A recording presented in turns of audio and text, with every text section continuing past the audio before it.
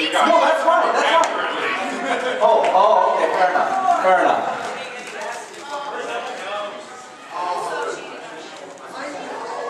Thanks, guys!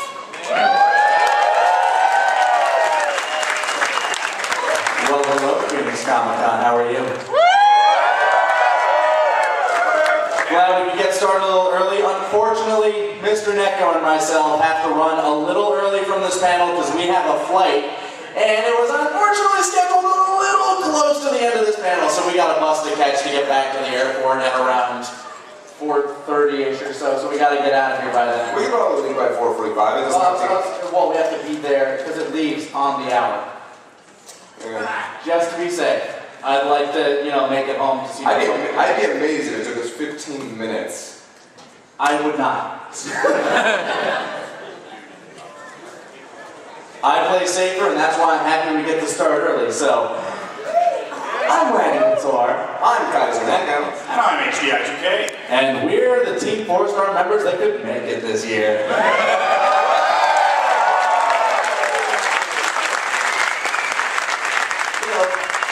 We have 12 here, guys. Yeah, it's not bad at all. I mean, it's no, well, yeah, it's something about, missing a $1,000 flight last year kind of irked some people, so he just, yeah. Yeah, he lost his passport last year, so this year it's like, yeah, you're gonna learn your lesson this time. Not taking that chance. We should probably move that microphone down a bit if we have staff here. Just that microphone that's sitting there in the middle of the aisle, we can move it down here towards the end, that way we'll be able to get people to line up and ask some of their cues, so which we can give them the A. I'd like to start every panel speaking as somebody who not 3 weeks ago was running tech at a much smaller convention than this one. By asking for a round of applause for our tech and staff.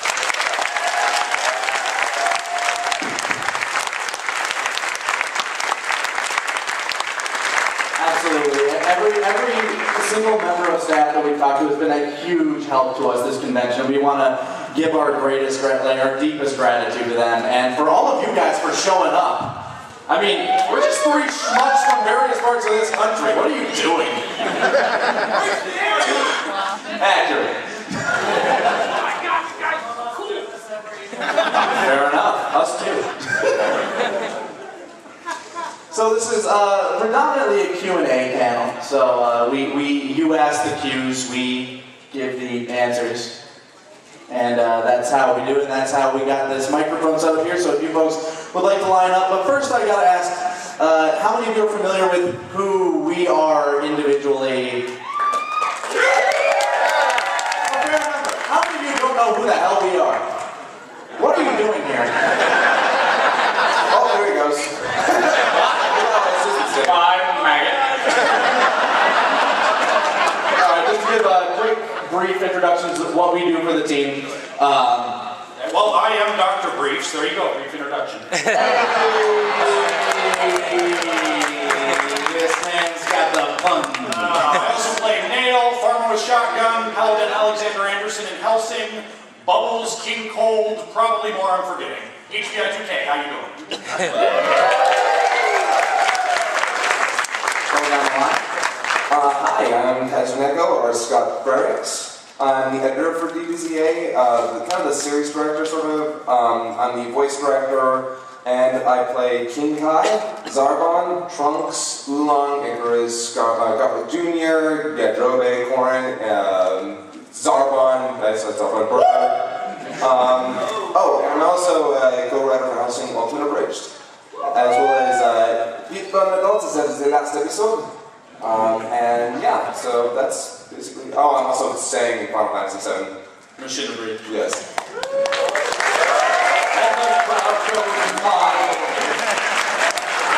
Hello, everybody. I'm Lanny Couture. Thank you. In DBZA, which I co-write with this gentleman in Taka, I play Vegeta. We're all in excellent taste. They were cheering for me. No, they weren't. I also play Piccolo. Master Roshi! Where are the ladies at? All right, ladies, I pick my voices now.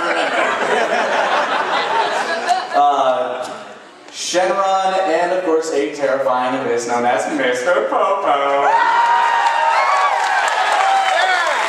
Now that is a spot ride. In Helsing Ultimate Bridge, which I have nothing to do with the writing team, I play the Major, which is very fun, and I look forward to playing more because we're getting into the part where I have a bit more meat to the role. So even though you don't write it, you're still a major part of the show. I'm still a major part. The major. All right. This guy puns! Finger guns. In Final Fantasy VII Mission Abridged, I play Reeve, and which means I'll eventually be playing Kate Sith, not paying him. Nobody would pay for that. Yeah, that's about it. Welcome to the panel.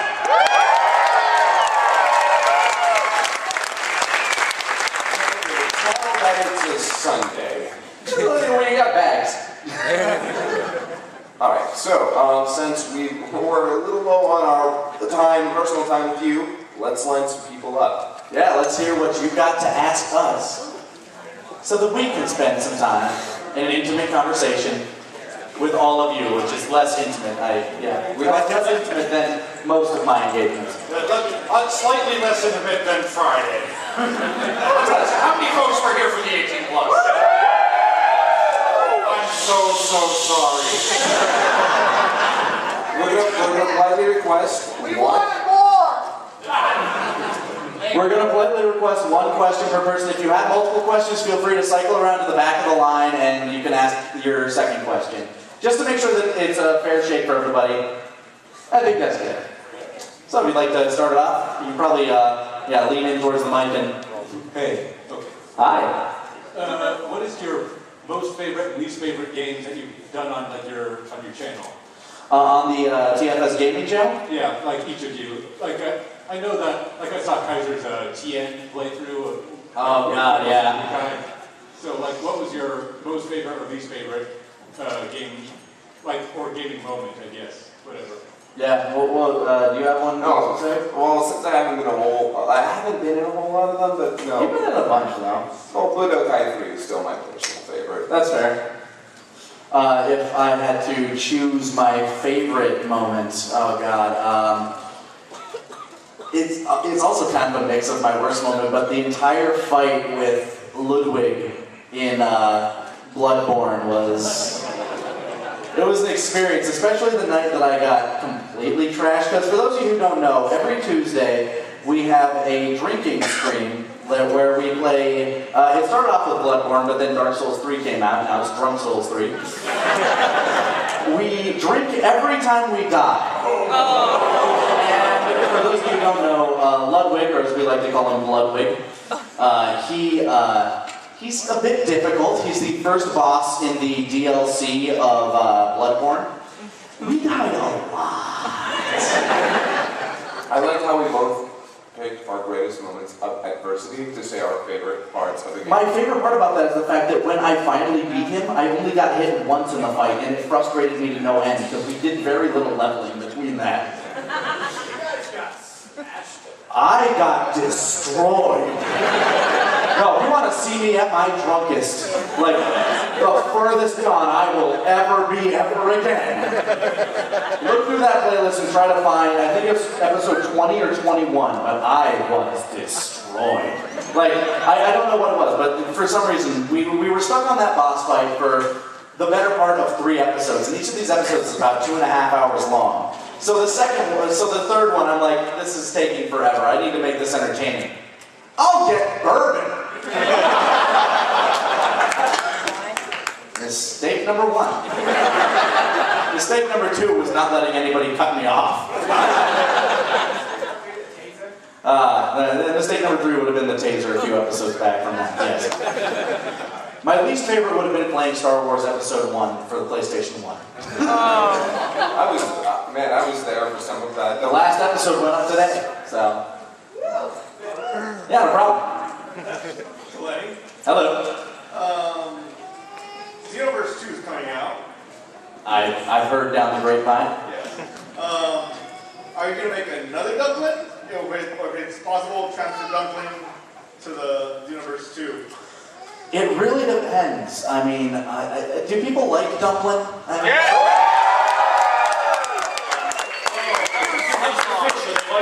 that's a little.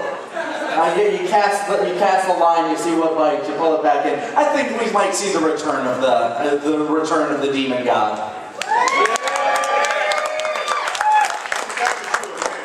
The trailer is any correction. Yeah. Hello.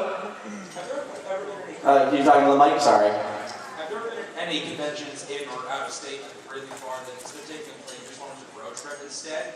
From that? The question was, were there any conventions that were close enough or within a drivable distance that we ever thought that we'd road trip to? I actually road tripped when I used to live in Minnesota. I drove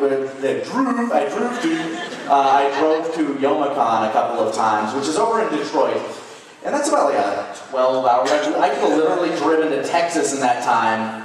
But it was the only way I could get both my girlfriend, now my wife, and one of my best friends there too. So, yeah, we stopped through Chicago, we got some deep dish, made it worth it. This is the only convention that I road trip to because I'm from just down in Tucson.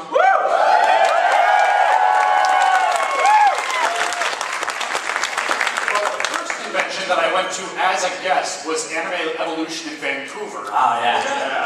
I flew up there and then took the train back down to the States to Seattle. Beautiful, beautiful trip. Yeah, I gotta imagine the climate, like from the desert up into the Pacific Northwest, just being like, huh, this is what trees is.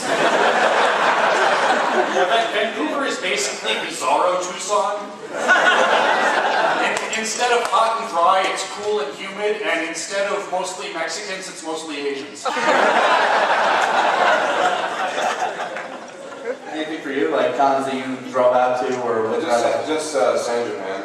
Oh yeah, San Antonio. You've done that a couple of times. I liked when we got to stop off at. Does anyone know Angry Joe?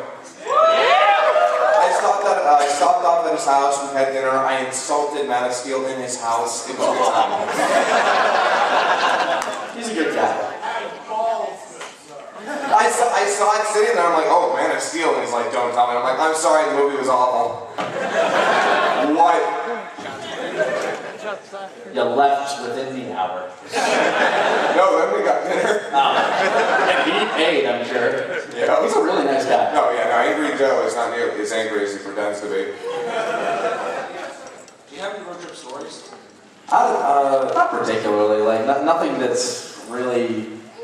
At least I don't. I know like that trip you had with. Not to mention, Yeah. so a lot of, thank you. So, question for Popo. Brave. I'll take you anytime.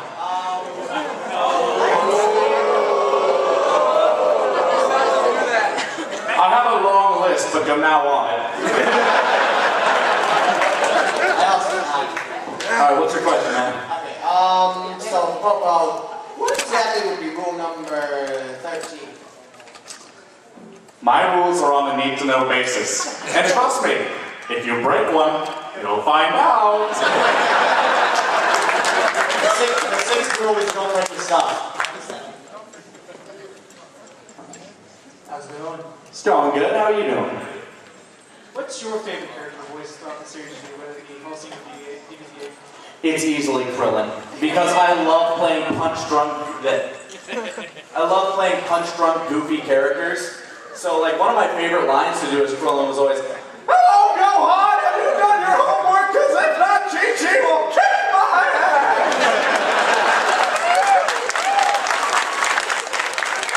Krillin's just so fun to emote. Like, it's just such a, it's a fun voice to work with. Yeah! It always makes you feel better at the end of it. It's so weird because 90% of the time, even when you're like nervous or like even doing scared Krillin, you're still smiling. Yeah.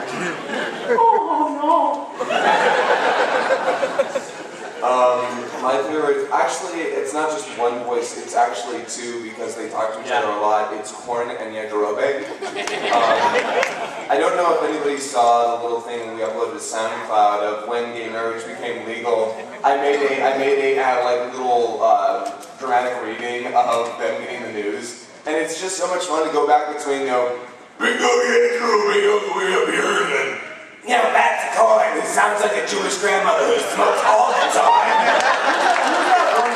He sounds like that one guy in he was in a lot of 90s movies. Oh, mostly family movies. You mean, I know you're talking. Yeah, that guy. Yeah, Don Louise? I can't remember the life name. I think it was Don Louise.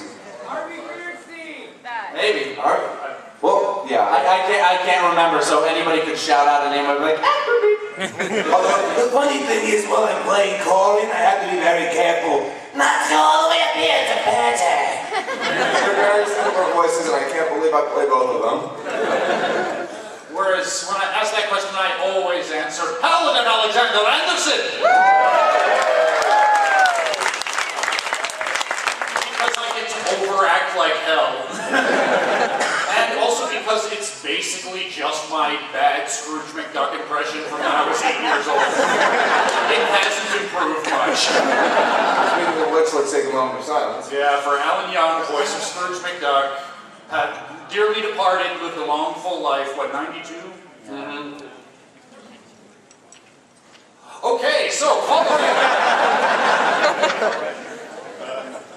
Alright, so from anime, TV, cartoons, whatever, what is your favorite fight scene? Oh, yeah. that's really tough. It might be the final fight scene in One Punch Man, though.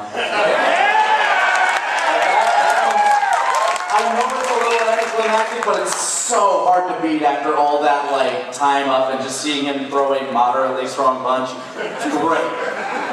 Oh man, you're talking to a guy who has seen a million different shonen anime and just so many good fight scenes. I'm gonna choose from Dragon Ball.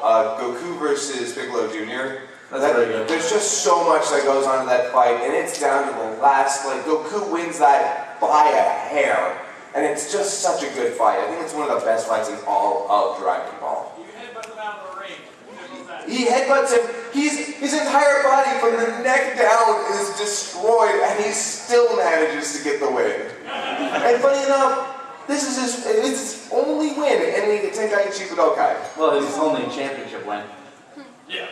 Oh yeah. He has plenty of wins under his belt. It's the only time he comes out champion. Yeah. I'll throw a curveball in there. Fight Club, Edward Norton versus himself. If I had to choose one from live action, it would be the stair fight scene from The Protector. Just so well shot. It's great. Somebody was like, I'm gonna make a video game, but in live action. And then they created Tony Jaa. I was like, the entire time I'm like, is he gonna pick up a power-up or what? It's such a good fight scene. And it took the better part of 18 days to shoot because it was all in one shot. And I am a film buff, so I'm just... Well, it was too bad. It was 18 takes, not 18 days. But No, they had to set it up every time. Dude, I watched the commentary on that. Yeah, okay, whatever. You're probably right. You're a bigger fan than I am. Yes, significantly. Hey guys, so I was here on Friday when you I'm sorry. when you did your lovely lady voices. That made me think, have you guys ever considered doing an abridged of a Magical Girl anime? And if so, which one would you guys do? Madoka Magica. The only one I've seen. I get Escaflowne, that's halfway there, right? As a guy who was a huge Magical Girl fan growing up, it would be a tie between Sailor Moon and Cardcaptor Sakura. Cardcaptor Sakura is the better anime. Sailor Moon is more iconic, and I feel like there are just so many jokes to be made there, but unfortunately, probably have already been made.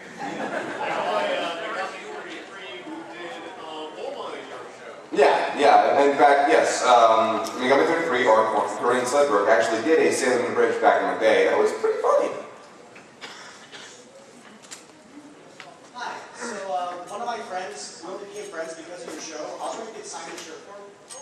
We were, unfortunately we don't like doing that on panels. I'm sorry, man. We were upstairs all day. Sorry. Sorry, man. Yeah, sorry. It just sets a bad precedent for, like, 'cause then we get a lot of them. I was also here Friday for your amazing show. Thank you. Thanks, Al. But this question is for my Lord and Savior, Mr. Popo. Proceed. I've been trying to get inside your head. That's impossible. What was your worst nightmare? I don't really have fears anymore. If I have a furthest back memory, it was nothing. He gazed into the abyss and became it. Accurate. Okay, so let's go to a technical question. Now, the footage you use to edit your abridged series are obviously from DVDs because you really do need to support the show. Yep. What program do you use to rip the DVDs? We actually don't do it ourselves. We have friends that do it, but we do own all of them. But what program do you use? Actually, well, for some of them I had to. Yeah. DVD Like decoder, the actually. movies and stuff, right? Yeah, DVD decoder, actually. I think that's it. Shoot, it has been a long time. I used to do a lot more back in the day, but a couple of friends, like, I own the entire series on several different manners. But Orange bricks, dragon boxes, one of my friends had the Japanese dragon boxes though, and he's like, hey, so this is the best the footage has ever looked. Do you want it? I'm like, yes, please. So he sent me a hard drive that I like to call the Dragon Drive. And it has every single episode, plus all 13 movies and 2 specials, and a bunch of the new specials that have been released lately on it. So I basically have footage from the entirety of Z. Although at some point I'm going to have to get the footage for GT and Dragon Ball. One reason or another. Yeah.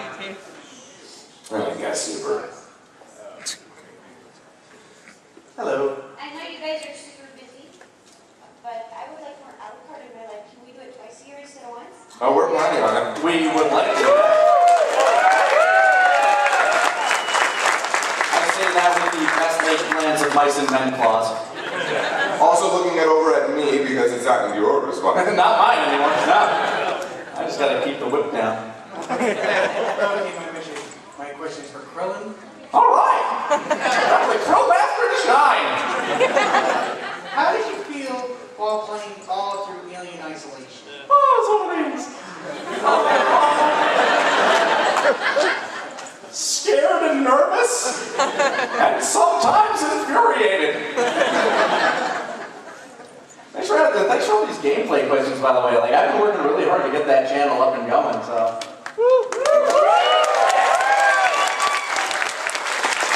Hear it! It's working! I just saw a camera, so I look at it. This is more for planning, but also for anyone who voices multiple characters. Do you do one character's lines and then you voice the next person? Like, say, in a scene where Vegeta is talking to Piccolo, you do all of Vegeta's lines, send them in, do Piccolo's lines, send them in, or do you essentially talk to yourself? It really depends, but most of the time when it comes to like the scripted episodes, I'll go through and I'll pull up my, I usually have the script open on my tablet. I'll control F and I'll search the character name and I'll just go through and I'll record all the character lines at once. Then I'll go through on the next character and the next character. But if they, that being said, in the order that I do it, if they do have a conversation, like a big conversation between each other, I usually do those characters back to back, just so I can remember exactly how I said it as the other guy. Yep, ditto. This is a question for everybody on the panel. Cool. What is your favorite joke or moment that you came up with on YouTube Bridge? One of my favorite moments was actually in the latest episode, and just like the way it came out, and it wasn't something that we wrote down or anything, it was one of these moments where it's just like, I was in the booth and inspiration struck. It's the scene with Vegeta and Krillin at the end, which, by the way, I love scenes where it's just me talking to myself. It gives me a lot of leeway to play with it. Oh yeah. But just the part where Dylan's talking about like, and my ridiculously spiky hair.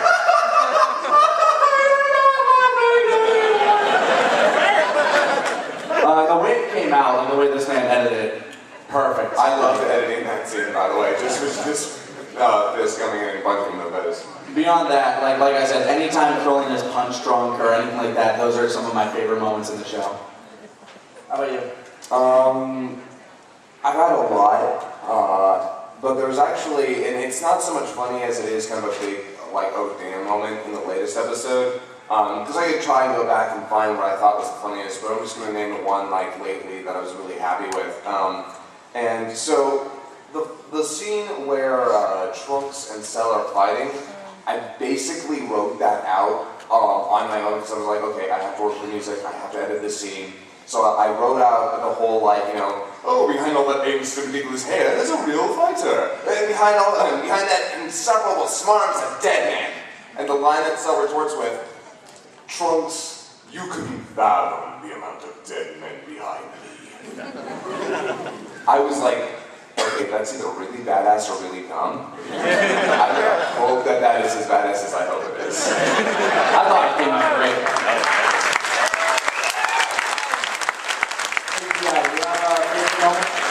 Well, I'm not on the writing team for DBZA, so I can't claim to have created it, but the favorite moment that I was involved in was on Namek, Nail's arm getting ripped off over.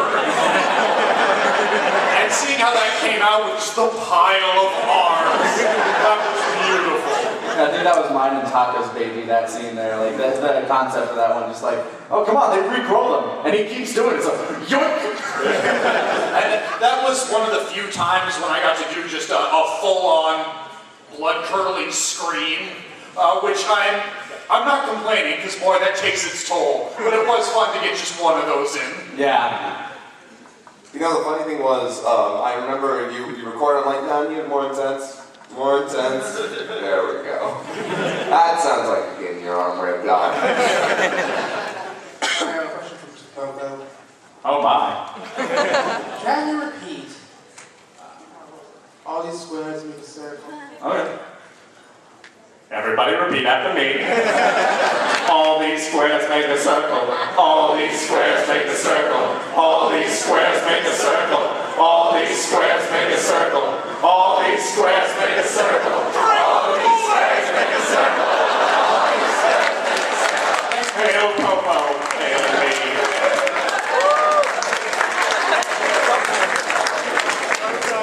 I was wondering if you guys are going to make a Dragon Ball bridge.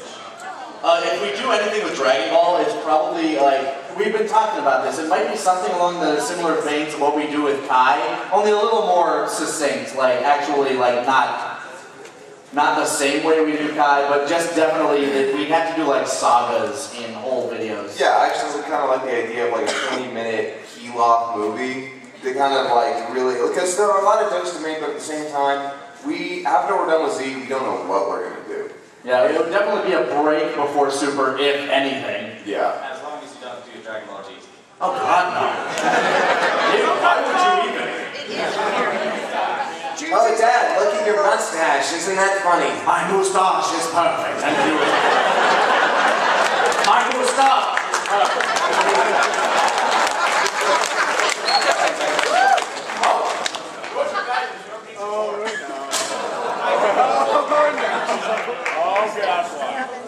If this were an 18+ panel, I would make it. My moustache is perfect.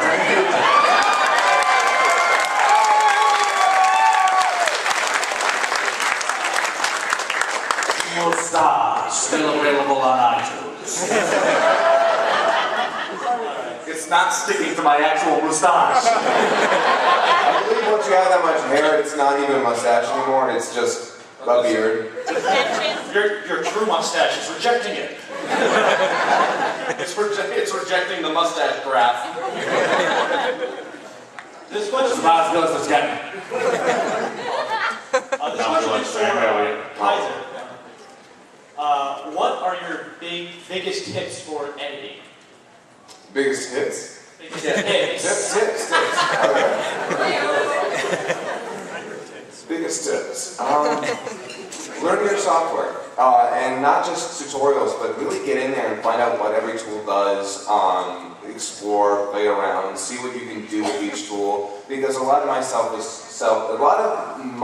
skills were self-taught over the course of many years. So yeah, my first honest suggestion is learn the program. So your tip. Oh, and save often.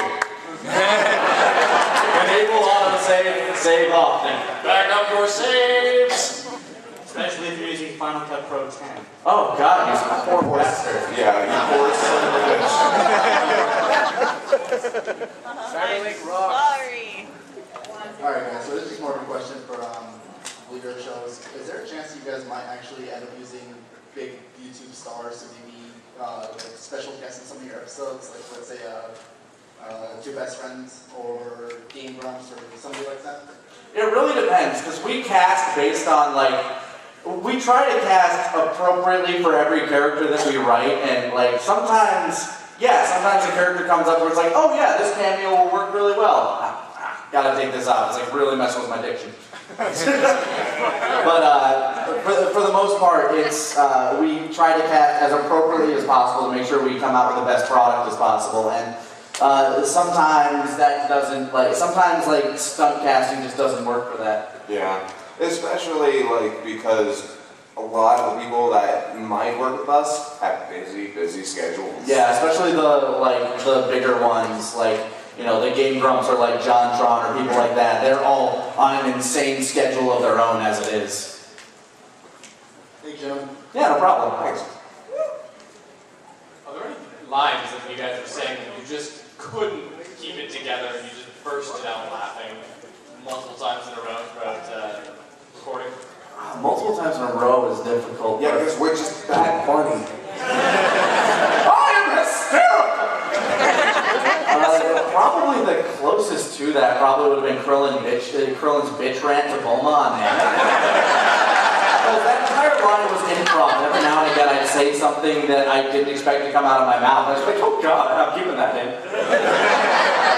That was the one I probably stumbled with the most. That and the one, I can't remember. There was one that I just stumbled with very hard. Not because it was funny, but because it was oh yeah. It was, I'll go to Freezer Planet 419. No one ever goes to Freezer Planet 419. Not since its species miraculously repopulated.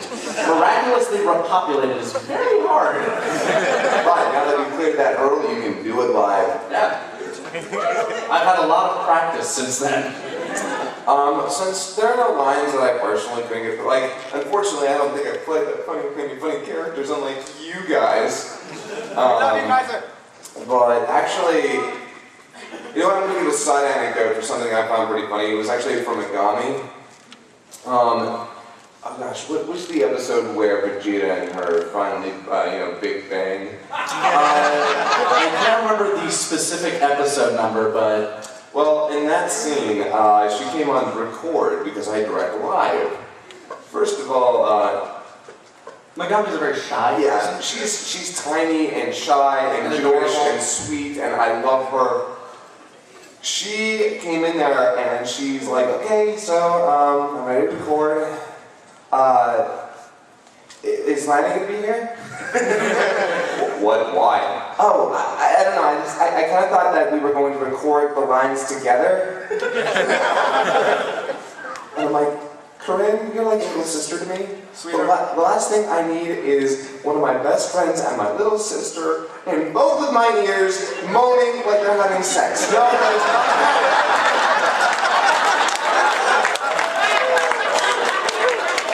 So, that was pretty fun. Don't kink shame me.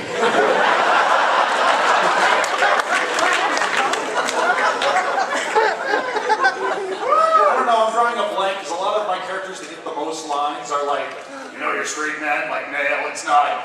The situation might be hilarious, but not so much the line. Although when I'm given license to improv, sometimes it's less that I bust out laughing and more that I go off on a tangent and lose my character. Most recently when I was doing Palmer in Final Fantasy VII, gotta go to space! I want to go to space! I want to go to space! really Charlie Day it up. Thank you. Not a problem. Yo. Do you guys have any like cringe stories? Like From this con alone. Not for many of you people, probably, maybe not. Possibly.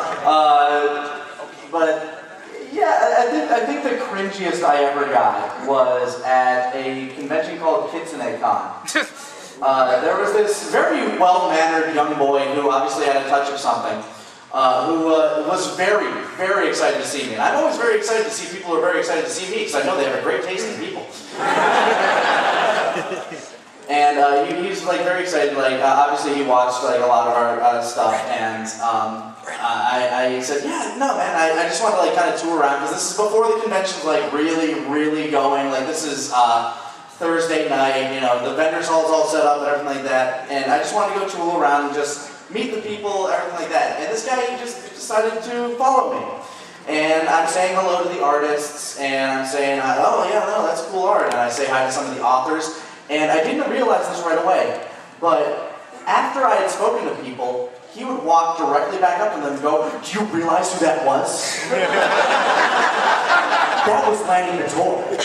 And then he would go on to explain every single thing I've ever done to that person.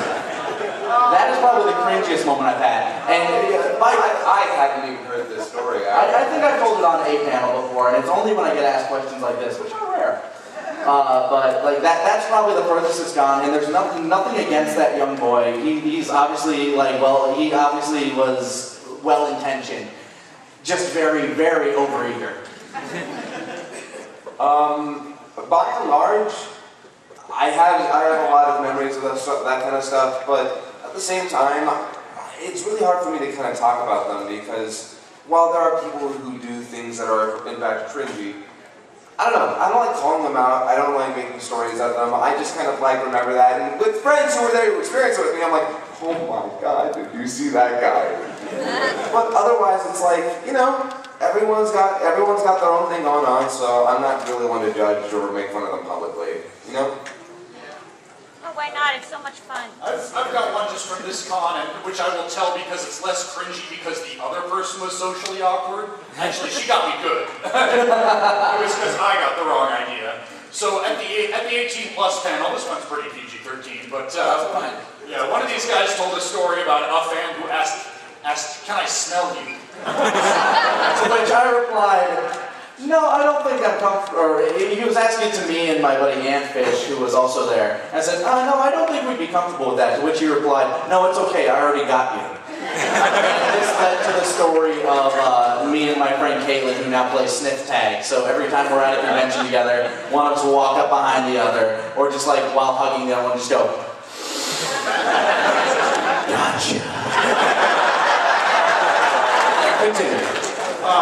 So earlier today or yesterday at the booth, this girl comes up and she leans in, and you know, a lot of our fans are shy or just quiet talkers. Soft-spoken.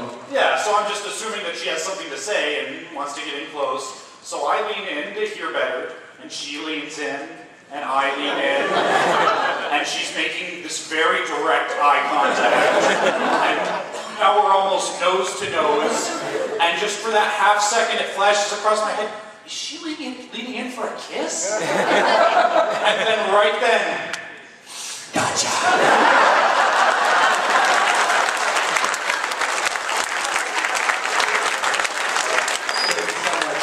Yeah, no problem. Okay, here's my question. Are you guys ever going to do one of the Brawley movies? No way, now we're just gonna skip Broly. Everyone cares about Broly. Does everybody know the question? Okay. On the count of 3. 1, 2, 3. Probably this fall or winter. Done. Now get out. Not literally, you're fine. Just go back to your seat. Would you ever reconsider doing Attack on Titan again? Unfortunately, with what happened with Attack on Titan, we put up that first episode, very, very well-meaning, but we actually got a message from somebody who was associated with Funimation who had just gotten the rights. And there was inklings within the brass there that's like, yeah, no, they're kind of upset with you guys. If you could just take that stuff down. So that was basically the closest to a C&D we've ever gotten. It's like, yeah, no, that's fine. We'll just whoop. And so, no, I don't think we'll be doing that since the last one was so heavily frowned upon by the people who we wish to cultivate a good working relationship with. Have you ever thought about like making an actual Digimon? We did. We made 2 episodes of it. So we made the last episode, and we made the movie. No, but I mean like I remember when you made like the first. No. First one. No. That was never us. Okay. See, so here's the thing. Go ahead. You said I didn't answer no. Quick explanation on a Bridgemon 2 and a Bridgemon movie. A Bridgemon 1 was actually done by a bunch of British abridgers. That was their entire thing. It's like, we're the British abridgers, and we're going to do our own series. Which is like, cool, you still don't own America. He's British? Yes, he's British. I'm like, cool. I know, right? You make your own abridged series, you still don't own America. So, they at Moscow X and some other people who had been in Team 4-Star stuff. X the Dark One, Shady Box. Yeah. Martin, I think, was in it a little bit. Yeah, both Martin, Moscow, and X were in it. And so everyone saw that and were like, Team 4-Star made a Digimon abridged! Which is like, okay, first of all. Yeah, we'd get messages every month since that came out. When's episode 2? When's episode 2? To which we'd have 2 to 3. To which we'd have to reply, sorry, we didn't make episode 1. So eventually that just wore on us, so we thought, screw it, we're going to make episode 2, and it's going to be the last episode of Digimon. And we're just going to make fun of the people that made the first one, as well as some of our other friends. And you can find that one on my channel, YouTube/Lanny Couture, because that was back when we didn't want to put anything other than Dragon Ball Z on the Team 4-Star channel. But earlier this year, we, for April Fools, produced a Bridgemon the movie. Woo! It was a thing. And I was surprised how many views it got. It took off. Well, yeah, that's because they saw a Bridgemon and probably were like, oh man, this is going to be good. Okay. What they do, it's still a surprising number of thumbs up. Oh, no. I think people found it funny once they got the joke. Oh, yeah. For any of you who haven't seen the Bridgemon, feel free to look up episode 1 and then jump to our stuff and notice the difference. I got a second question. Oh, sorry. Second. Yeah, you gotta go back to the line and cycle back through. Sorry, man. Second time to come, first time actually get a chance to see your panel. You guys are awesome. Thank you. If you want to lean further into the microphone just so everybody can hear your question. I guess my question would be, is that I also like doing voicing and things like that. Not professional. Yeah, you still have to talk into the mic. Sorry, man. You gotta get kind of closer. One voice actor to another. Go a little bit closer and project! I'm sorry. Yeah, sorry. Fangirling for days. Thank you. Cool, awesome. But I just want to know, any tips for someone who actually likes doing voicing? How do you guys actually come up with the voices for? Tips for voice acting and coming up with voices. A lot of that just comes down to practice and just playing with your own voice. I mean, back when I was a kid, even before I was really even thinking about voice acting, I would play video games, and I was a sad little, introverted middle schooler, so I would constantly, talk, smack to as the character I was playing as, and I really liked Dragon Ball, Z Budokai at the times, and I'd end up playing my favorite characters, which were Piccolo and Vegeta. So I would end up smack talking about yeah, take that Kakarot, you bitch! It all comes down to a lot of practice. I mean, that's, I tried to emulate Chris Sabat's Kuwabara, so I did Kuwabara. It's just a lot of practice, a lot of just working with what you got, really, seeing how far you can stretch your own limit. And beyond that, getting into it, it's, again, more practice. And if you can't find the work, make work for yourself and come up with a demo reel and ship it out there. But it's really important that when you're learning to voice act, there's a key word there, and it's acting. A lot of people will think, oh, I got this really cool sounding voice, and then I can use it for everything. well, can you act in it? No. And they often can't. because they came up with the voice first and focused on the acting second. Acting is not just being able to do silly voices, it's being able to emote and react appropriately. It's about building a character around whatever you're embodying. Just because you have a voice that you use for one thing doesn't mean you can use that same voice for another. You know, that, deep, suave voice that you use every once in a while. Might be some, military character the next time you know. And you never know what you're going to use it for, and you never know who you're going to have to embody. So make sure that you focus on the acting. And lastly, just to touch on this, impersonations are cool, but remember, whoever you're trying to impersonate, they can just get that guy. So it's okay to do some impersonations. In fact, I encourage it. Do impersonations and then find a voice in that. I know that Kyle LeBear said that a lot of the voices he's done have been mixtures of voices that he's trying to impersonate, like Christopher Walken mixed with a little bit of the Duke. So, I'm gonna throw that throw the cat. Well, then maybe you can find something here that works for you. And, it's kind of fun like that. It also helps you explore your voice.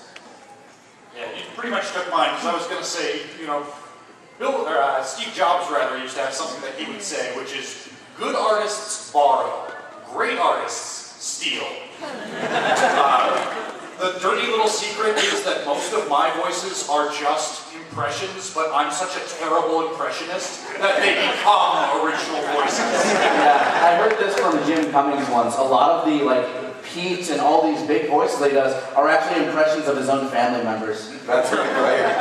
And when it comes to trumps, I play them a little higher and a little softer than I would, if I were doing Eric Bale. Because as of late, it's become this really scratchy voice. And I thought, no, I'm going to make him sound a little bit younger, a little more natural, because I wanted to do my own thing. I didn't I know that a lot of the characters in this show started off as impressions. Yeah, my Vegeta has evolved a lot since we started.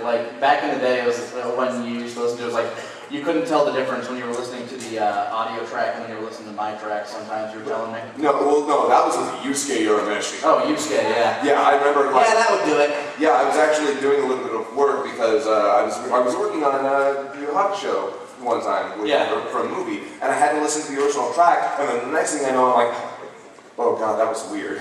I was like, he can do Yusuke Urameshi really well. So So there you go. I hope that was beneficial.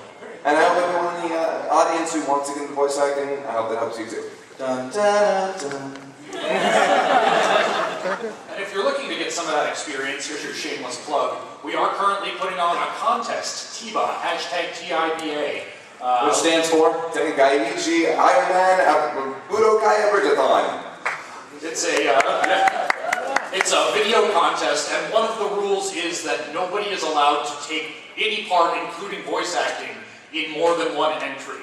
And the reason we put that rule in place is because we didn't want to hear 30 videos with the exact same cast. We wanted to encourage people, if not force them, to dig deep and look for new talent, to give people a chance to get some practice working with a group and with an ensemble cast. So if you search through Twitter, the #TIBA, you might be able to find some people that are looking for some help, maybe go through some forums, or just go to the video itself. Be able to contact other people on YouTube, because I'm guessing the people on YouTube are the people who are going to be making these videos. First of all, I want to let you guys know I'm actually wearing your shirt, the I Am the Hype shirt.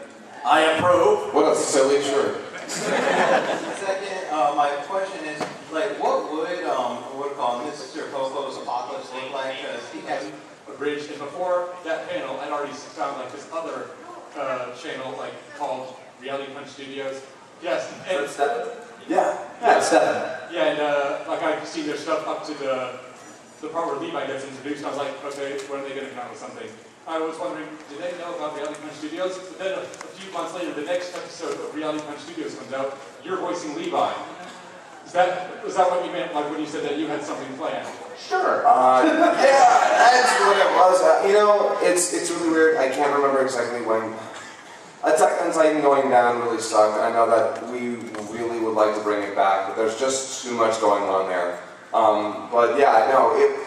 Okay, so here's a shameless plug. Our friend, Stefan Krositz, he's actually helped a lot with... he's done art assets for Final Fantasy VII Machinabridge. He actually sang Coaching in the Brain at the end of World's Strongest. He is an original animator. He's actually working on an animated series right now. He's a very talented guy and a very hard worker. Yeah, called Fistmaster. He also made... and he made... So that's biopic, huh?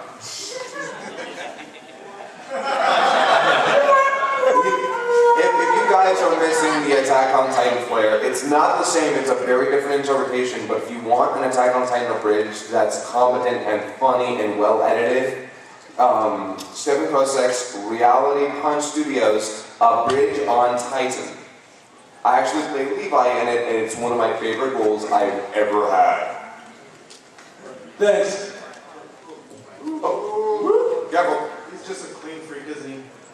Oh, yeah.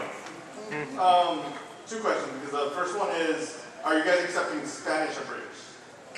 What do you mean? Are we accepting? Are we abridging Mexico now because like the very hold on. Are you referring to the contest? Yeah, the contest. The only problem with that is we don't speak the language. So yeah, we'll barrier to entry. But and we are gonna we'll accept that one because it was a rules clarification. But please, if you have two questions, ask the one you really need an answer to, and then take it to the back of the line. We'd love to get to it if we can. All right. Oh, goodness. In your Drunken Soul series, which boss is your favorite so far? So far, it's actually the one we're fighting right now, and I can't remember what his name is. We're fighting this. God, this isn't going to clarify at all. We're fighting a guy in a church. Jesus? Almost every boss you fight in Dark Souls 3 is in this church. Sorry, somebody said his name over there? Pontus Sullivan. I really dig this fight. It's actually kind of fun. It requires a lot of skill, and I'm actually kind of learning to beat him. I really should have been able to beat him last time, but I failed. Next time I will. I've been parrying him. Kind of, sort of. I'll learn. I still haven't mastered the get good strategy, so I gotta get gooder. Hello, Deadpool again. So this one's for Anderson, so I don't think HBI got enough love this panel. Oh, well, thank you so much. I love seeing a fine, upstanding young man like yourself come to the light of Jesus. So I found with Anderson, like if you talked with like a voice from Lanny or Kaiser's one of their characters, like imagine talking to Krillin, like their reaction to each other. Well, there, Mr. Krillin, is it? Yeah? You're a monk, are you? Oh yeah, I'm a Buddhist. I'm sorry, did I hear a heathen? No, I believe in Buddha. He teaches peace, tolerance, and That's a strange, I'm not from your country, that's a strange pronunciation of Jesus. He's actually from, like, I'm sorry, can I help you? You have a lot of sharp things. Oh, well, yes, well, let me just show you. Knife! It broke. I'm sorry. You need that back?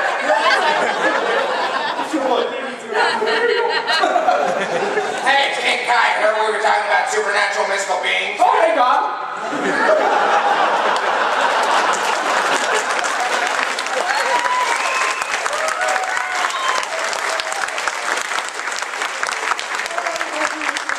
I'd like to point out that when I did King Kai, I backed out the mic. All right, what's up? Can you sing I've Got a Lovely Bunch of Dragon Balls? Absolutely. I've got a lovely bunch of Dragon Balls. Here they all are sitting in a bunch. 1 star, 2 star, all the things my hand. From the coast of Canada, across the tower with each other's mother.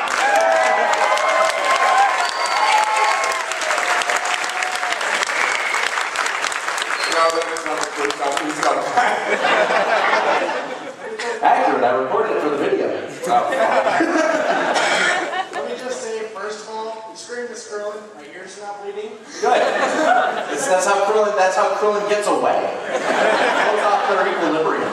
it's like the slap from Assassination Classroom. It's like the screech from a climber. That's not people got that. So my question is,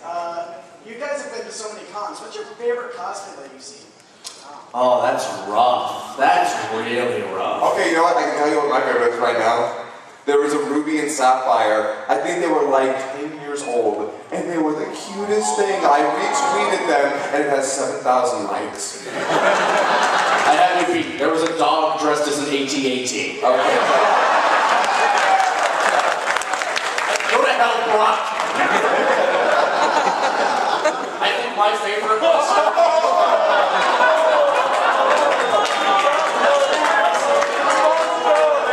That's a lot of people get it. Here at Phoenix Comicon 2014, there were a pair of little kids rolling around in electric wheelchairs that their parents, I assume, or somebody had built a TIE Fighter and the Millennium Falcon around. That was so adorable. Also, there was a really good Goku the other day. Remember the Goku? I remember the Goku. Okay, thank you, Goku. Thank you. All right, question for all of you. All right. You've worked with a number of different producers, both YouTube, Channel Awesome, all. Any particular favorite stories from working with other producers? Kind of hard to say. One of my favorite moments, just like hanging out with other people, was we had Matt from Two Best Friends down, or the Best Friends I've Atsu down, because he was going to be seeing WrestleMania with us. And we just kind of like hung out for the week. It was a great time. Him, myself, Taka, Little Karibo, we were all just kind of like chilling out because we had just gotten in the studio, so we were able to like hang out there. We streamed a bit. It was a good time. Like that's probably one of my favorite in recent memory at the very least. Although if I had to choose a second one while he's thinking, probably the first time we met Angry Joe, Linkara, and Doug Walker at the first Comicon we went to. We all just kind of like it was kind of like a system shock for us because like, oh my god, these people that we've watched their stuff, holy crap, and we didn't realize it was also kind of the same way the other way around. But we all just kind of like sat down at a table and we played a fun card game where you write like a name on a card, you pass it to like somebody else on the table, and you like slap it on your head. This was before like they popularized it. This was back when it was just the game we saw on Inglourious Bastards. And we just sat there and played that card game for like an hour and a half, and it was like a great time. Don't mind. You were slow. Go ahead. I don't really have any because I don't voice act much outside of the roles that I have for the team, although I had lunch with Chris Sabat once, and he's a wonderful person. Sabat's great. Yeah, Sabat's awesome. Actually, yeah, you're the one who actually works with most of these people. Well, yeah, and you know what I was actually going to say? She was here this year, Caitlin Glass. I've been, like, she gets me into her sound booth all of the time, and it is always a wonderful experience. She's a fantastic director, very chill, gets, like, you know, she always knows how to direct me just the right way to get what she wants, and I love it. You know, I tried not to make it sound dirty the best I could, but I get into her booth and she gives me a good time. You know what?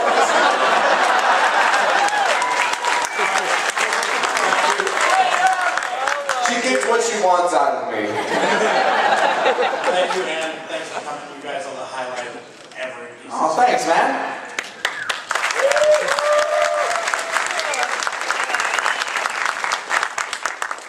Hello. Hello. Why did your Attack on Titan video suck so much?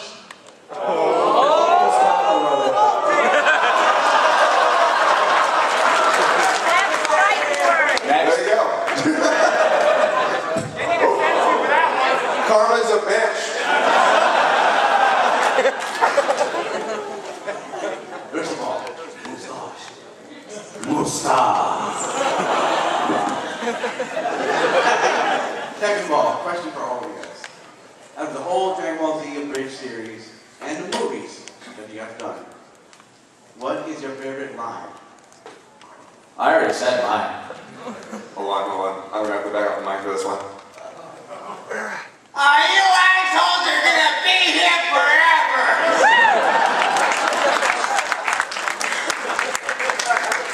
I don't know if it's funny so much because of my line or just because of the situation, but there is no muffin button!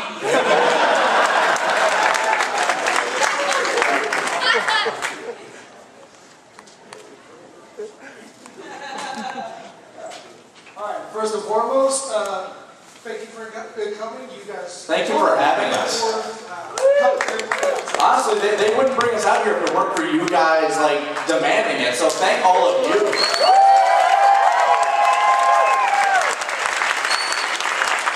We love coming out here. We love meeting everybody. And I also like really quick before we get to your question, I just want to thank everybody that stopped by the booth, came by to say hi, got autographs, take pictures. It means the world to us that we get to meet you guys. Because when we're at home, everybody's just a name on the other side of a computer screen, and it's really great to put faces to it all. Honestly, it means a lot to us, and we love all of you guys. Thank you so much for coming out.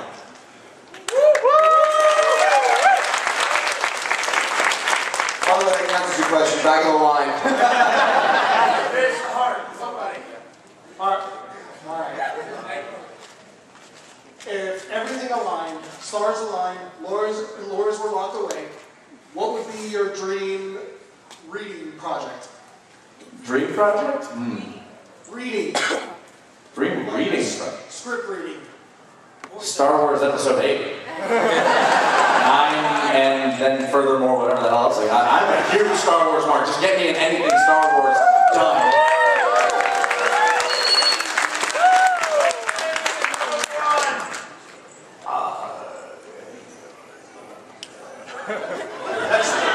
Anything you could do. Just That's kind of a catch-22 because I want to be in it because I love it, but because I love it, I want it to actually be good.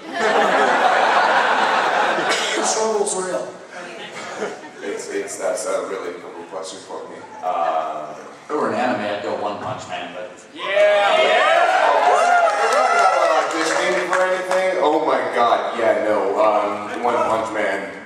Like, if it were an anime. As for movies, I'm a screen actor? No way. Thanks so much, man. First and foremost,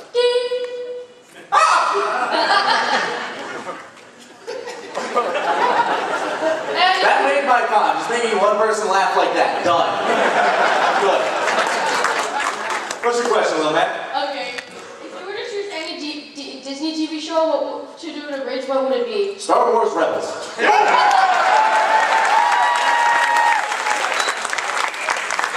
Got mine out of the way early. Your turn. He's gonna say Lion Guard. He's gonna say Lion Guard. Wait.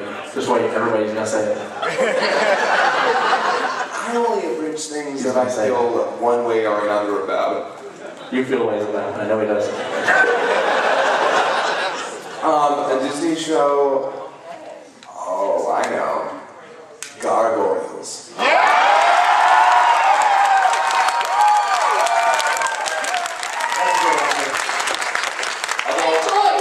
Unfortunately, I would not let anyone around Xanatos. I'd be like, I'm him.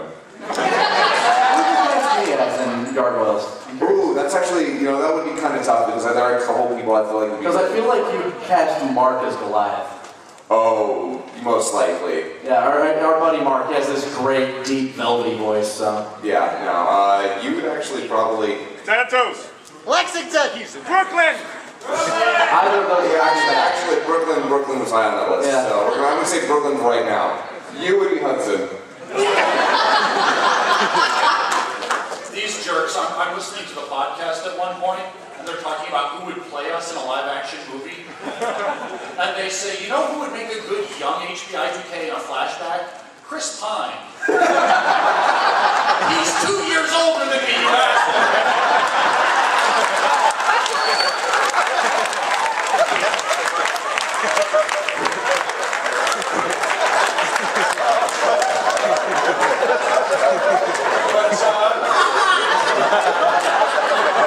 Which of us said that one? Because that might have been me. I'm pretty sure it was, actually. You would, though.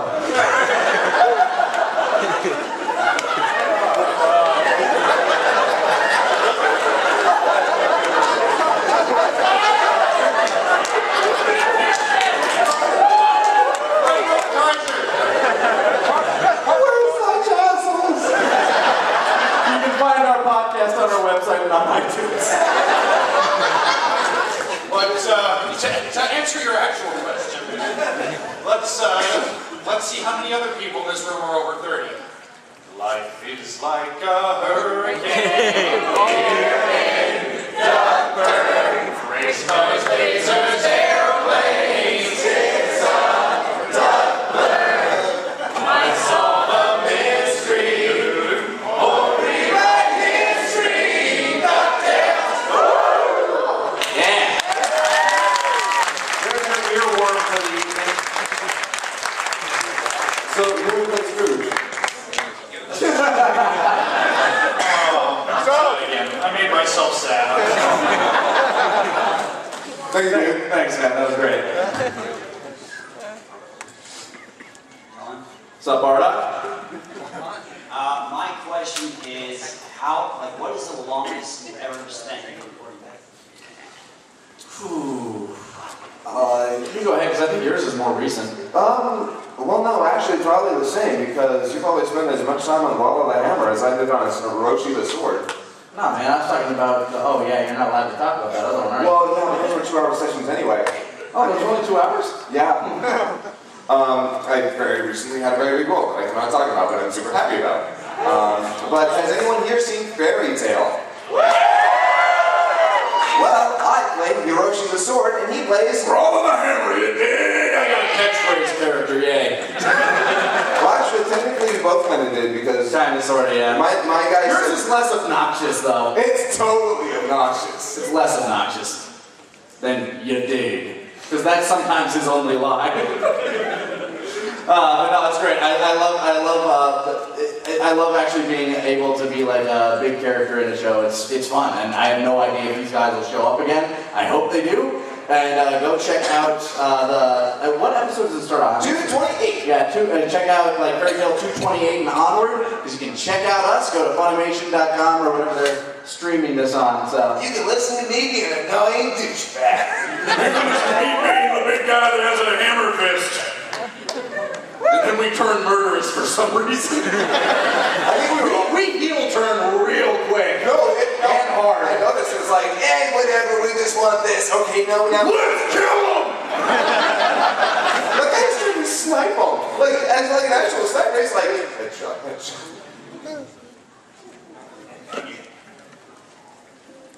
Okay. hello. I got a question for Neil this time. Yes? What was the worst part about working with Guru?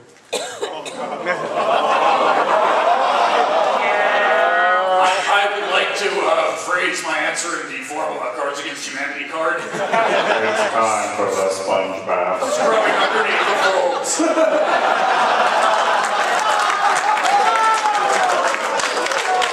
Get the sponge. Oh, thank God he's letting me use the sponge. Without the stick. So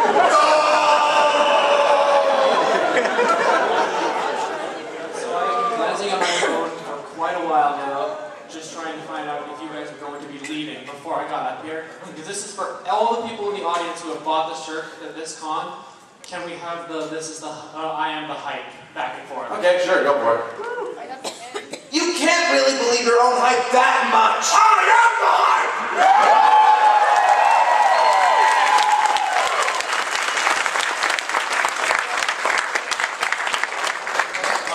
So, first of all, again, we gotta thank all three of you for being here. You were fantastic. Thank you. You're the reason we're here. Exactly, I know. But technical question, going back to helping out aspiring voice actors, the hardest part of any art is the refinement. So I wanted to know, how many times do you re-record your lines or want to go back to re-record? Okay, so... If you can count the times that we wanted to go back and redo some of the first season stuff, I mean, oof. Yeah, word of advice. 8 years of experience into that one. Or 7 years. Occasionally, you can tell you're being directed by a newbie because you'll do one take and they'll go, okay, that's good, let's move on. Don't do it. 3 takes minimum every time because stuff goes wrong. I'm not going to say who or where or when, but it was a professional studio that I was working with. They got us in there, and they were like, we were giving them single takes and they were running with them. I'm like, I can do better than that. I'm pretty sure I stumbled on a line. Is that sure? Okay. Yeah, no, you like, when we were in there, I had to call out a few times, like, nah, you can do better than that. Can I try? Yeah, I remember that. Hell, there was one time I was outside watching, I'm like, you know what, actually, Lenny. But the thing is, they're probably being charged by the hour, but your name goes on the final project, you know? I was the director, though. I mean, that's... But, actually, okay, so there have been times where I have done entire episodes worth of lines, and then I go back and I'm like, I hate this, I hate all of this, what am I, I'm terrible, I'm the worst voice actor alive, I need to redo this. Hell, all of my breakdowns I've recorded at least twice, because I was like, I sound like an idiot. There are a lot of times I have to tell him that his line in a spot is okay, or he needs to confer with me on some stuff. Yeah, fun fact, Scott's episode breakdowns are so named because he has an average of 1.4 nervous breakdowns per episode. Although, no one's as bad as Taka. Oh my god, okay, so we now have a system. When he gives me a good take, he goes, so on the waveform, I can see, okay, that was the good take. Because the actual recordings he gives me are an hour long. The episode is maybe 12 minutes, and he's giving me an hour-long audio recording that I have to sift through to find his 7 takes he did per line. Just to put that into context, my lines, which generally I tend to have more of them, my waveforms per character very rarely exceed 10 minutes. Yes, and not to mention, and that 7 take estimate was an average, a low average. I'm probably just giving him too much credit. Yeah, no, that's not me saying that I'm better than Taka. It's me saying that Taka likes to go off script a lot. Yes, he tries to improv, and he'll give 50 different takes and be like, okay, there you go, moving on to the next line. Well, I'm like, I need food. Or sometimes he'll get on this thing where he'll say something a certain way, and then he just will not say it any other way. Oh yeah, no, he'll get this thing in his head, like, that's an interesting take. I'm like, Taka, no, that is not how English works. I love him, but I don't know. Emphasis is on the wrong syllables. And he's a great funny actor, but there are just times where I'm like, how does that make sense in Bizarro world? Okay, but enough bashing Taka, we love him. First off, I would like to say thanks for coming to my home state. Just last week we love being in Fenwa Comicon. Sorry, go ahead. You mean phonetics? Phonetics. Alright, sorry, go ahead. And talking to the mic, by the way. Oh yeah, you may want to lead into the mic a little more. There you go. I recently, last week, I went to Austin, and I was thinking to myself, wait, they actually have a studio in Dallas, and I was like, I could stalk you if I want to. I just Good luck finding the address. But anyways, here's my question. Remember, kind of a different question, but remember back in episode 5 when the Super Friends appeared? Have you ever wanted to make a bridge, well, not exactly a bridge series? Have you ever wanted to make parodies with the DC characters? Yeah, like the Super Friends. Well, by the way, thanks for remembering this. Very few people realize that the Super Friends are in fact canon in the DBZA universe. I'm Superman.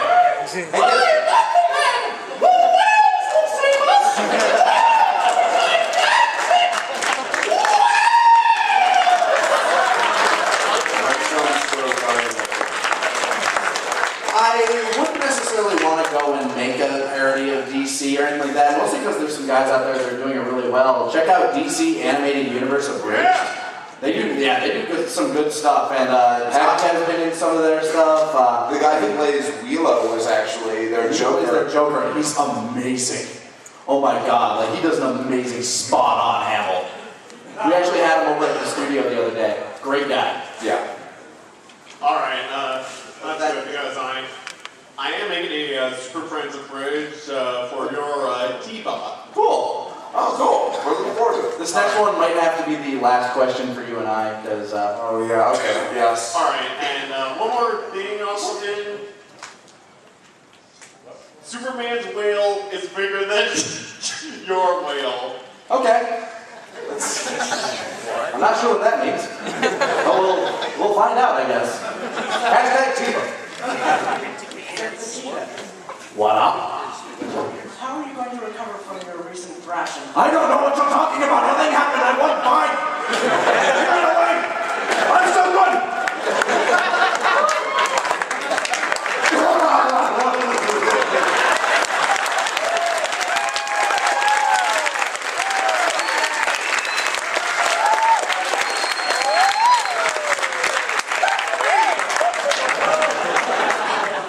Also, I'd like to give you guys some movies. Woo! Okay, cool, thank you. Awesome. Thanks. Da-da-da-da. This one's worth 5.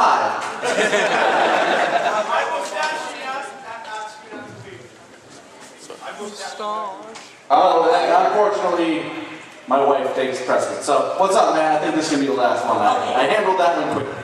Okay, I'm gonna say this in my best as Super Kami Guru impression. Okie dokie. Well, actually not Super Kami Guru, actually, Nappa. Alright. Vegeta. What? Do you remember the fun fact? Oh, hell, Nappa!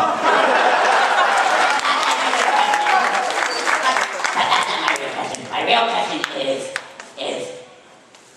if you do ever do the first Brawley movie, which one of you would voice Brawley? None of us. Nope. It's a Mr. Shut Up.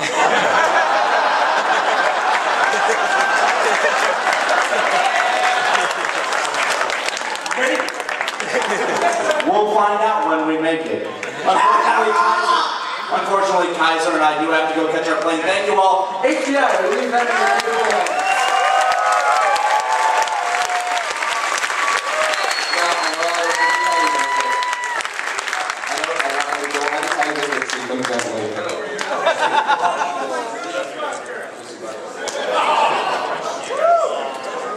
We'll come down the aisle to give high fives.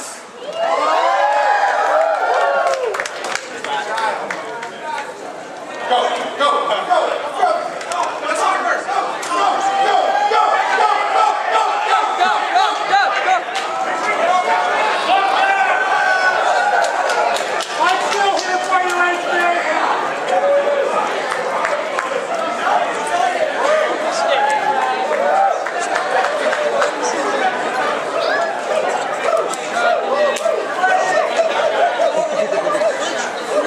Baby! Woo!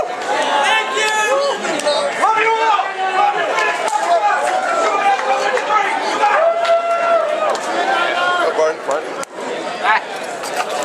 My camera.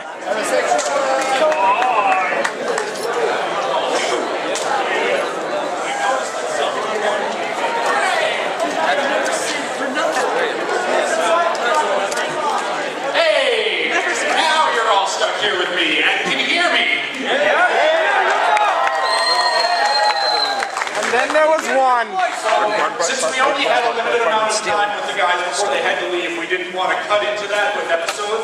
But who wants to see the latest episode? Do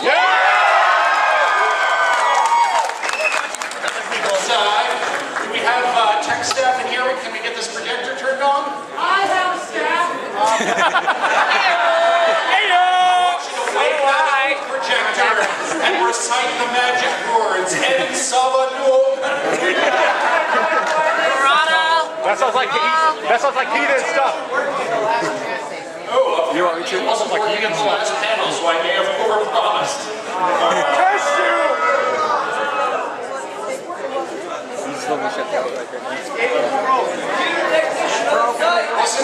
Since I have nobody to entertain you while I fiddle with tech, why don't we do some more Q&A? Technician on site.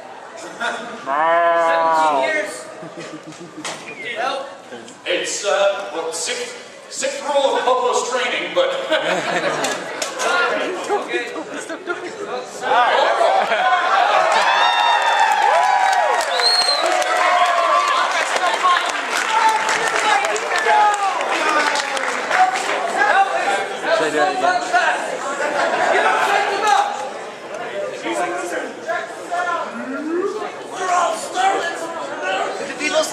mind, please sit down?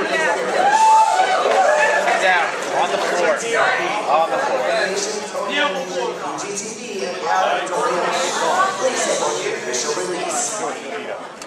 Lights! Lights!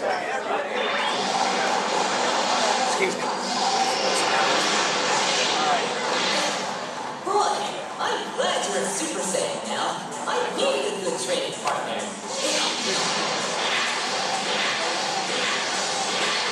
I don't know Trunks very well, and Vegeta's always so busy, angry. I'm not gonna lie, sometimes I think he doesn't like me.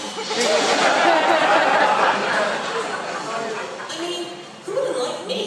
Maybe you're just too good. Nah, I'm just Goku. Speaking of Goku, it's lunchtime. Well, guess we don't know what time it is anymore, huh? Zach, don't bring Popo's stuff. Popo's training!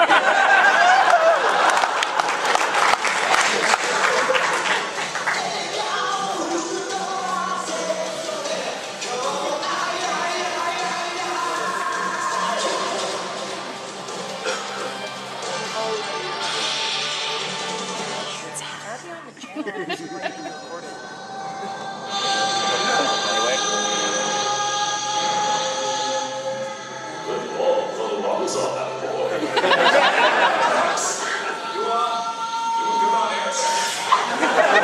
There's the twist. Not to be a broken record, but... Right, so, no worries. You're, I was gonna say husband, but... Well, I was gonna say boyfriend, but... Daddy's still breathing. Barely. Well, that's a relief. On the other hand, Trunks is about to fight Cell. What? But he's just a baby! Oh, right. The future one.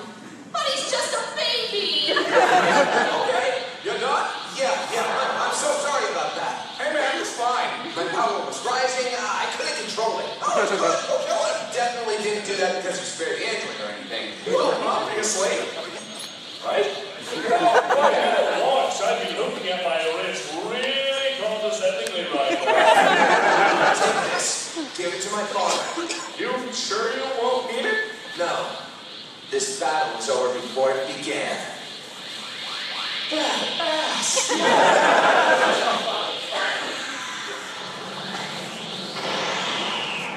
Trunks, since you've been to your physical damage, only therapy will aid emotional trauma. Shrink won't run enough to deal with that hot mess. Speaking of shrink, here it comes. Krillin, go kiss the princess boobs. But the big boys need to talk. Fine, whatever. Leave you to it. Say goodbye, Vegeta. I'm going to make you pay in blood for what you did to him. Oh, don't lie, Boy Scout. That must have been catharsis by proxy. He's going to be waking up for the next 5 years in a cold sweat remembering today. I'm not a psychopath like Kind of like you. Like me. Does Gohan know, by the way? Does he know what? That you let him die. I'm going to power up now. I'd be disappointed if you didn't.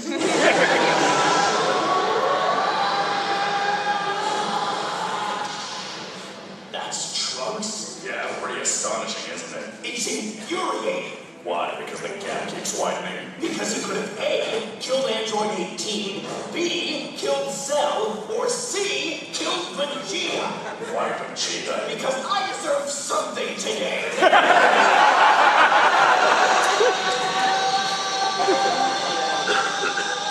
That's right, keep it going, boy. I want a real fight this time. Don't you worry. I'll show you just how much stronger I am than my father. Your father? No, I'm sorry, I wasn't being specific. I'm referring to the last time we met. Of course you wouldn't remember because you were there. I mean, you were. Get to the point! All right, kiddo, tell me. What do you know about time travel? Less than I should. How do you suppose I got you? Well, my time machine, obviously. Yaha, and how do you think I got said time machine? I don't want to answer that. Here's the thing. Multiverse theory's a bitch. Imagine you, or at least another you, traveled to the past, saved the world, came back to your future, and finally defeated the androids. Congratulations, son.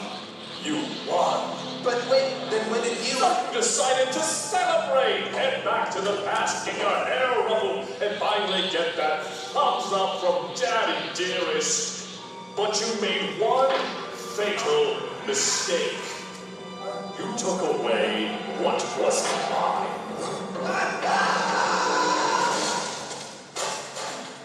Unfortunately, I couldn't fit in your time machine, so I had to revert to my normal state in the trip 2 years before you showed up for another grab for 4 years, and, well, the rest is history. Then you're here. Because of you. But please don't beat yourself up. You're just a child playing hero, complete with spandex. And you were just another mistake that I have to correct.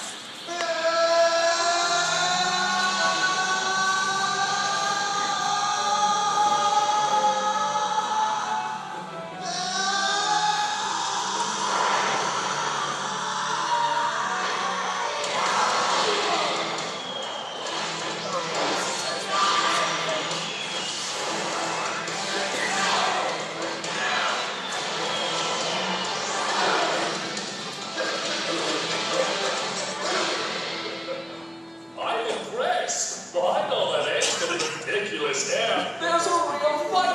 And behind all that insufferable smarm is a dead man. Trunks, you couldn't fathom the amount of dead men behind me.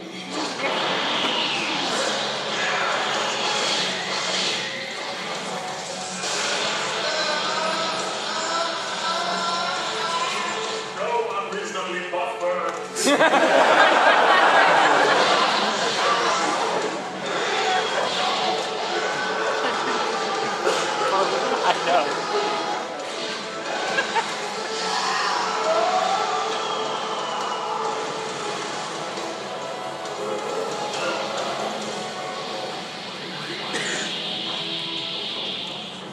Now that might have done a lot of damage, but damn did it feel good.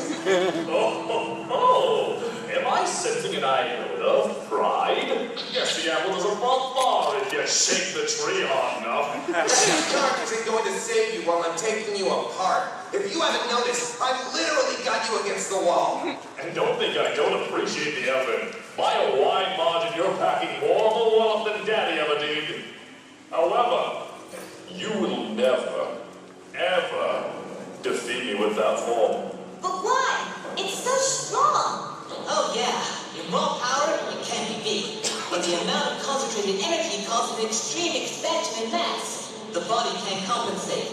And while you'll see a 50% power increase, you'll see a 75% decrease in speed and mobility. You'd never hit your opponent. Did you?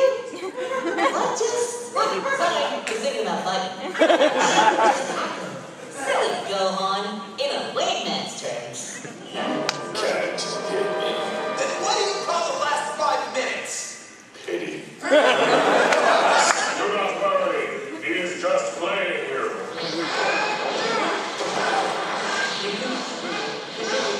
Correction.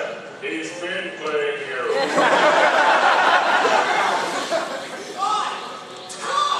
Because you're green. Wait, you mean... No, not like me, you idiot. You're a novice, an amateur. You're surrounded by fighters who have seen more action in a week than you've seen in your entire life. Hell, at your age, Goku had defeated an entire army of purple demons and sent a rabbit to the moon. Did you make that last one up? That form isn't even new. Watch. Look at me! I'm Trunks! Please don't be dead!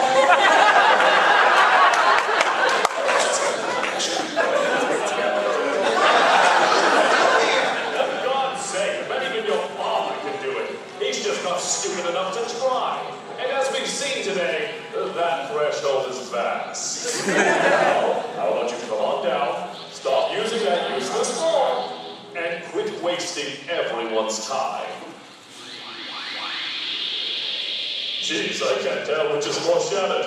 Your father's body or your spirit. Just get it over with and kill me already. Whoa, then spirit it is. Spirit is like a way to bring down the moon. Game to you! A game? Hardly. If this were a game, I'd be having fun. Or killing Goku. Now, that sounds like a good time. That still doesn't make us friends. Succeed! Fight Goku. But when he wins, and when you die, nobody is going to remember